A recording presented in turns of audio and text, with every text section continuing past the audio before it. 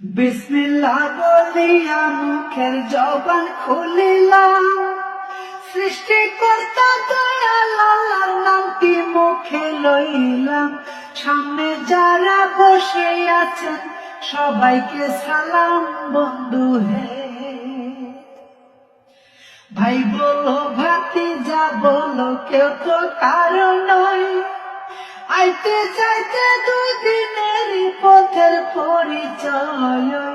কেহ পিতা কেহ পুত্রের করি অভিনয় বন্ধু হে।